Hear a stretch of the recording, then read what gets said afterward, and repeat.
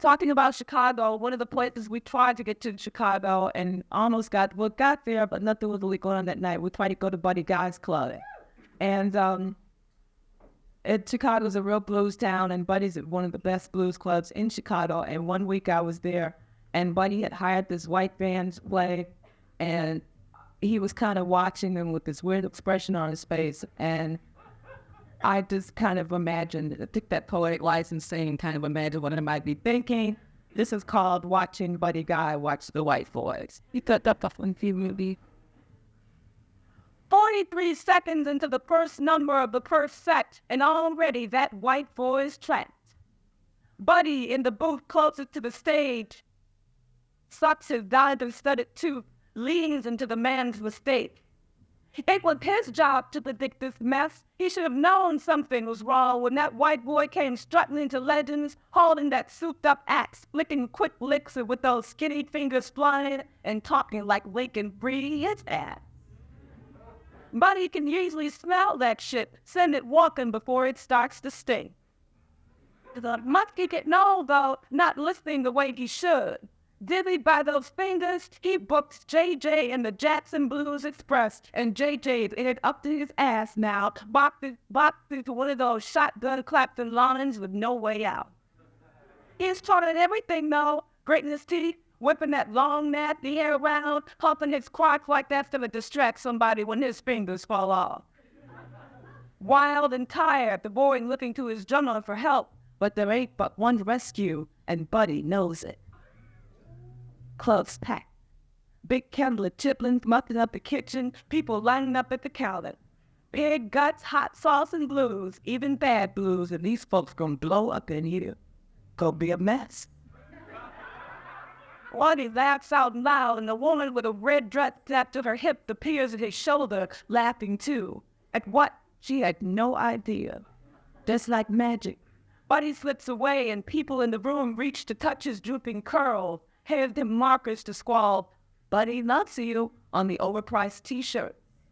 He stops in the middle of the bustling room, closes his eyes, and hears that white boy still riding that kick-ass riff, headed for death or mercy. JJ can't back up or his band will lose him. He can't back down, 'cause Buddy's there. Seemed like they've been playing all damn night and still that first song. He can't remember asking the boy, but he could smell Berkeley. Would that on late night session get a black man creep? They all got it now. They watch you like a hawk, copy you till you think you're listening to yourself. With enough practice, anybody can get up there, but easing out of that fire is like easing out of a woman's body after making love. Got to know what to do, got to know when you're through, and be ready to jump back in. Damn, this ain't Buddy's regular night to play. He likes to check out the Young Turks, down a few buzz, and sup a few fatty bones working the gristle. But listening to that white boy search for doors is driving him crazy. Buddy straps on his weapon backstage, kills a few deep knee bends, grabs a bit. Time to rock this boy. What else in it, brother? What is it?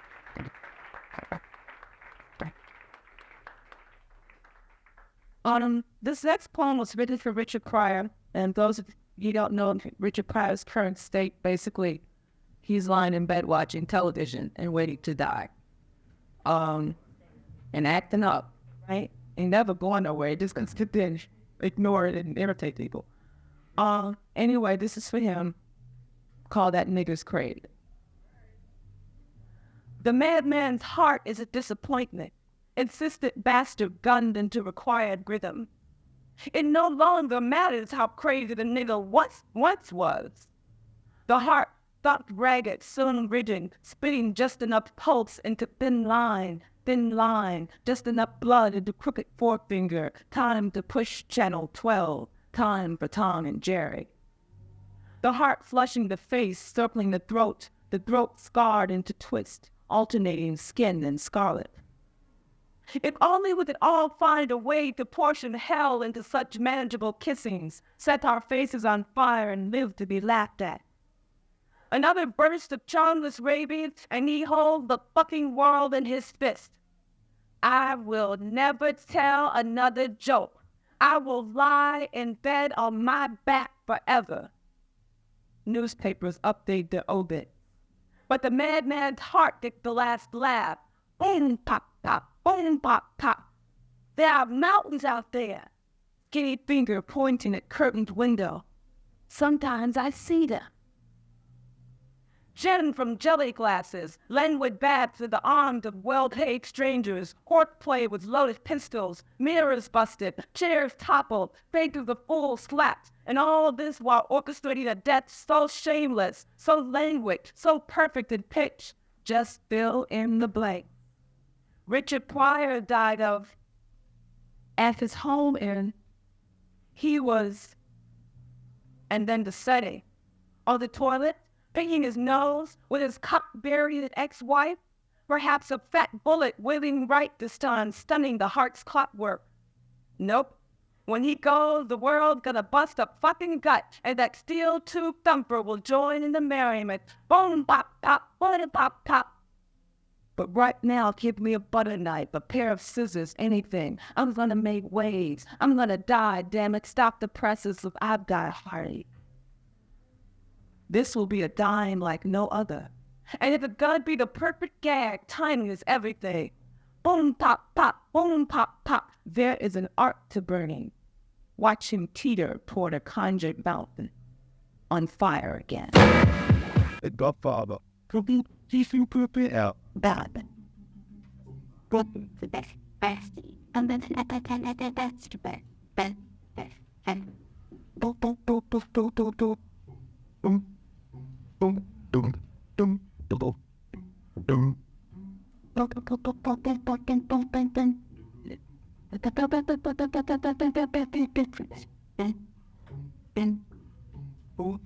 In the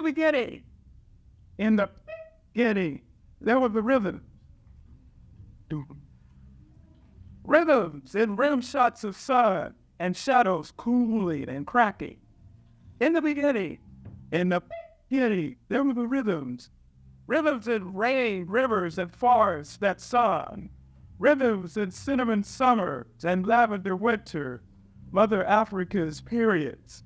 In the beginning, there were the rhythms. Rhythms in hides, horns, happy hearts, and dancing feet. Rhythms in loins of lovers bearing hunters, healers, scholars, warriors, workers, traders, fools, lovers, and drummers.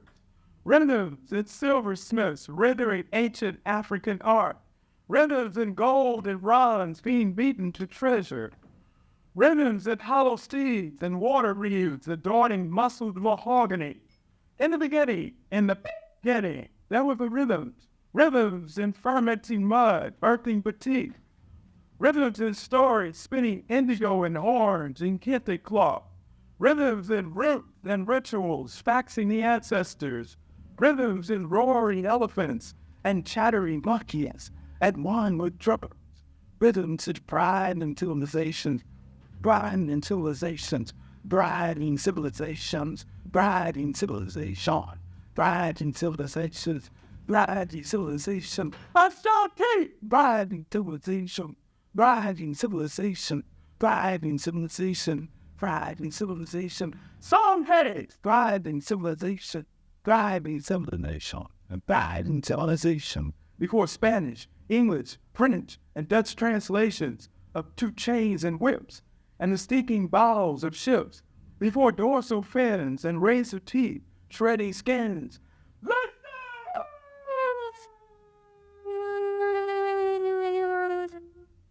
The Middle Passage was no amusement park ride. We just keep rhythms remain. The rhythms remain. The trons couldn't change. The rhythms remain. The rhythms remain. The rhythms remain. The rebellions cut time at railroads running underground of chords of go down, swing low, let my people go in the key of man, feet, hey, shot. The rhythms remain in fighting like the 50 Corps, Lord, low over gray. The rhythms remained in reconstruction changes until the turnaround. The rhythms remained in bodies rechained to tenant farms and chain gangs. The rhythms remained in bodies rechained to trees like strange fruit growing south of the Canadian border.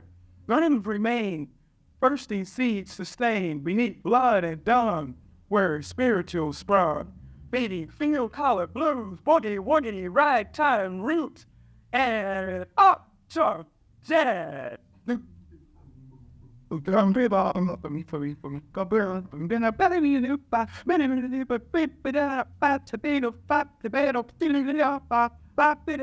Up jump jazz like African violets wore bars the sides of Saturn.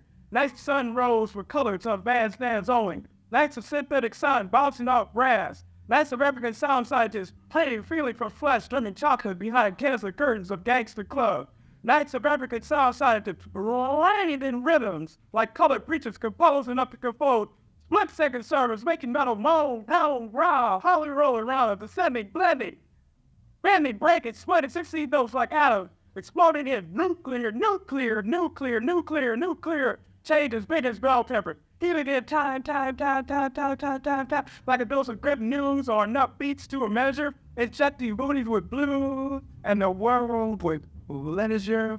And the rhythms remain, and bodies retain to tracks scribbled by column.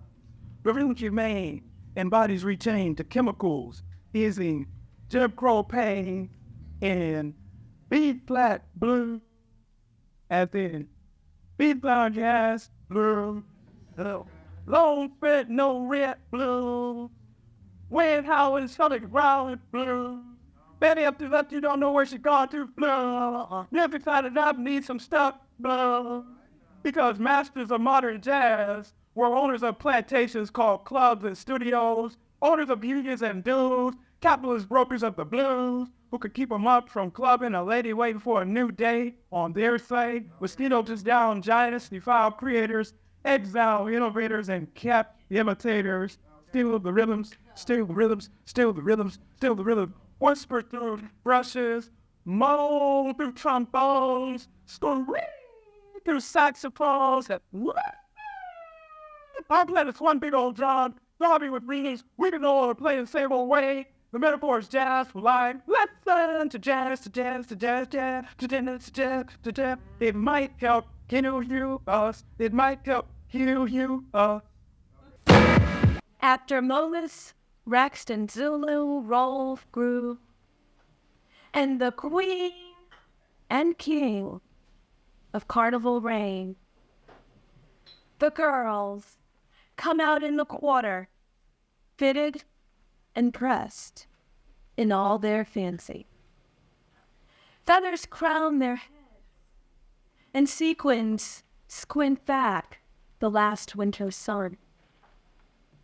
We'll follow those hip-hop dollars, dancing their wares down Bourbon past the pub, and watch tourists scurry away their kids and pop bulbs at us bitches, kissing away the sweaty night air.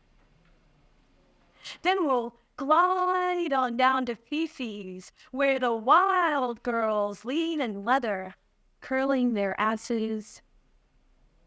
Voodoo tattoos proclaim their passion. God, these heels just keep sending their pain through this girl's arches. Amilcar Cabral, a lesson plan in 6 haiku. We will remember the thunder of redemption when we say I. He studied farming, then went to the countryside to see insurgents. On top of the ridge, he saw Malcolm and Martin. Transfiguration. A student told me he was a freedom fighter whom Dad said got killed. Murdered by brothers who loved the feel of money on their own blood. We will tell no lies, claim no easy victories, honor the Myers.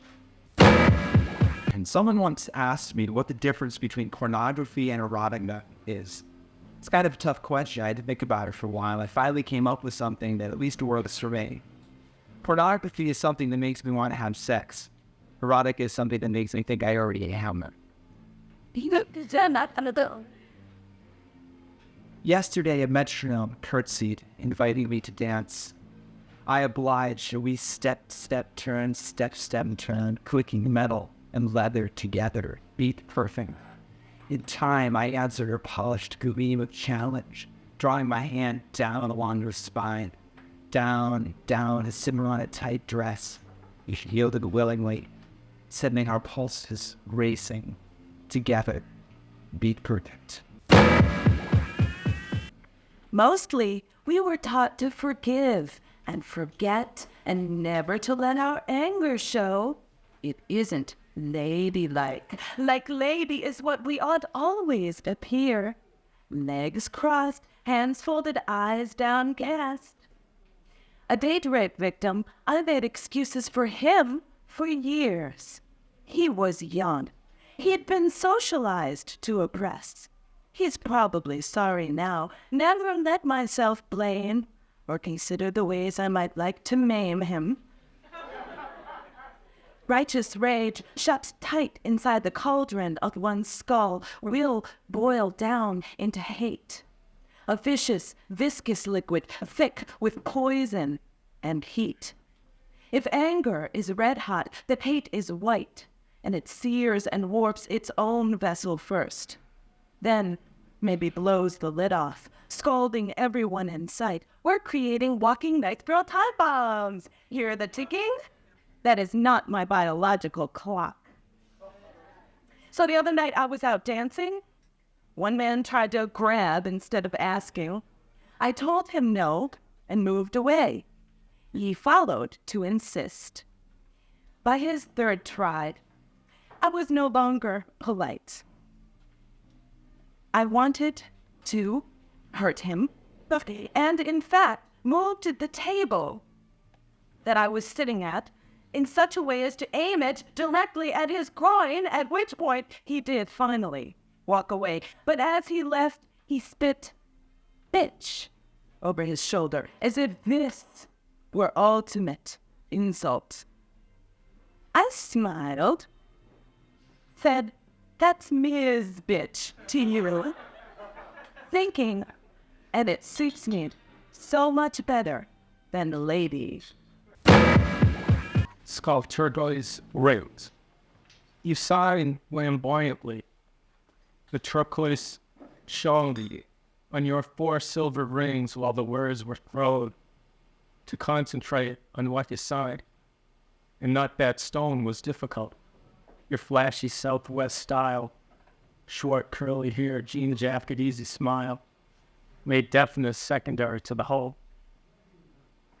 You lost your language in your final week, too tired to even raise your hands to speak, skin sunk in hollow ridges of each cheek. 4 vehicles of what your fingers said, your rings lay on a table by your bed until the thin breath stopped when you were dead. And if the spirits of your fingers rose to some other place and nobody living knows, then the spirit of the rings followed with halos. Yeah, this poem's called American Lullaby. Oh, America, where shall we go tomorrow? Perhaps we can ride together. The feisty ponies, saddle packs, red bandanas. We follow the fumes of your gasoline cowboys. Black coffee and beans taste so good on the lawn. But where is the music? The campfire symphony, the crickets, the wolves, your harmonica blues. Maybe we move on, leave this moon for the gold diggers, the missionaries, hot on our trail, with their picks and bands and cosmic Madonnas. You plant your flag, stake their claim. California's bankrupt. They've been itching to leave for years. We must move on. But which way is west? When I'm standing here on top of a moon. Maybe it's that way. Over there, toward that star. Maybe hiding some galactic voyeur, sizing us up through a spyglass. But no, I guess it must be that way. Toward that star. The brightest star in sight. The one you said you saw twinkling last night. Eager, waiting to grant your wishes. Well, good night, America. And make no wishes tonight. Perhaps that star is not twinkling after all. Maybe it is really choking, gasping for air, choking on your wishes, your demands, your gluttony. Sheepish smiles, unresolved and guilty. As much as throwing clods of dirt on her, we should be tangling and sweating, shining hot, rose red. But not once, not twice, or 3 or 5 or 6 times.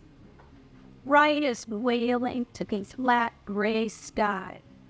Brighter than her down there, breaths hacked away, fought every inch of the way. Curtin kids don't know how to read any stinking pre-vat eulogy. Nancy, Diane, Jessica, Amy, Joyce, Fran, my mother. The gun is loaded and it's pointed at me. Like Spotford. Rage to live. Tomorrow is in my belly. Don't die now. I'm awake and I don't want to be alone. Your electric body. Smash and burn. We've been swimming in toxins. Shriveling our future. Sweat the poison out. Rage to live. You and me. This poem is called Greedy. It's twilight in late November. It's got a little epigraph from Gary Snyder, which many of you probably know. America, your stupidity. I could almost love you again. Michael Jackson on a little screen. Pee Wee Herman with his hand in his pants. Psycho killers at the Dairy Queen. Dream of Elvis, faded jeans, spray the place and scream like man. Michael Jackson on a little screen in shiny leather, over clean, the goods is what the place demands. Psycho killers at the Dairy Queen fill the niche between Pee Wee Herman holding his dick and Michael Jackson on a little screen. Elvis ghost in magazines at the checkout line in La La Land. Psycho killers at the Dairy Queen. Daycare creeps and pregnant teens, the price is what the village demands. Michael Jackson on a little screen. Psycho killers at the Dairy Queen. This is for my mothers. Denise mourned the day her flowing ceased. The rape seed sown rooted deeply on the walls of her womb, weeping blood from her brown baby eyes. Eyes which could not eclipse or assault her scowling face. Eyes which could no longer catch enough light to sparkle. Eyes which could envision her dreams aborted. She wanted not this thing, this life, this parasite sucking her own life within. It was 1967. Only 16, she had no money, no clinic, no doctor, no law, no choice. Unwilling to risk some back alley mutilation, she shored up her strength for the struggles to come and moved her love out of her womb down a river in a tight woven basket. Go, my child, be safe. For 15 months, lost in rushes and reeds, it flowed, flowing into an abyss, no nurture, no wonder, into a void too dark and lonely, till back over the edge of the river basin it fell. But soon enough, it sprouted wings. Mama, mama, please. And Juanita heard.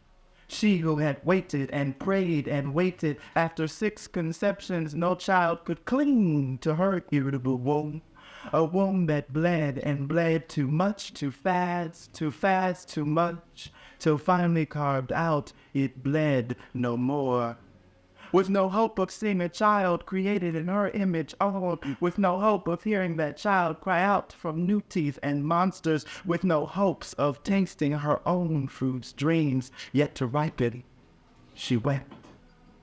And she prayed again, not to the gods whom she blamed for her dharma, but for the last 2 of her 4 decades, she knelt down before folklore and myths. In supplication to stork wings and river reeds, she waited and waited and waited and waited.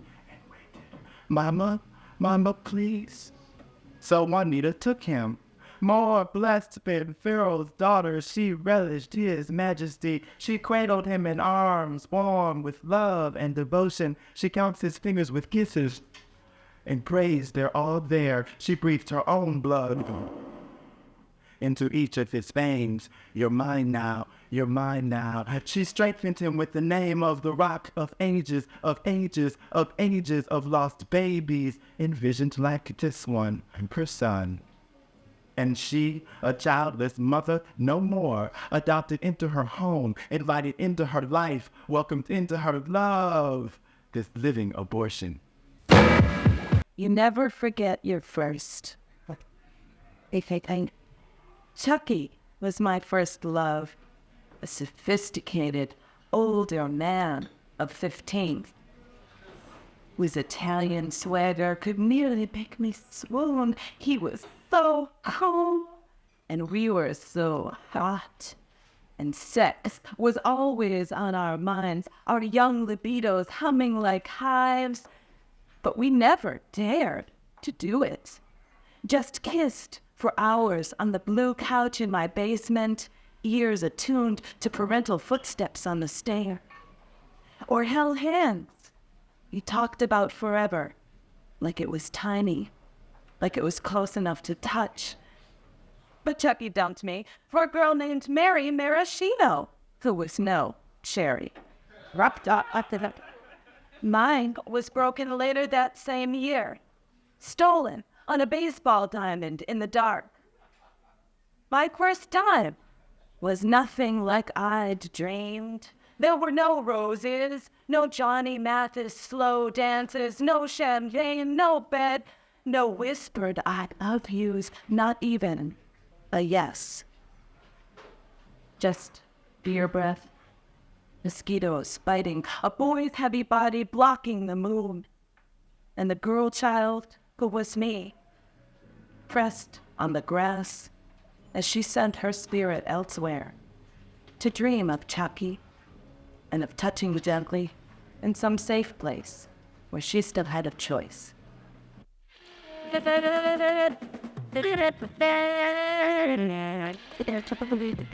Yes, he's saying this game is burning.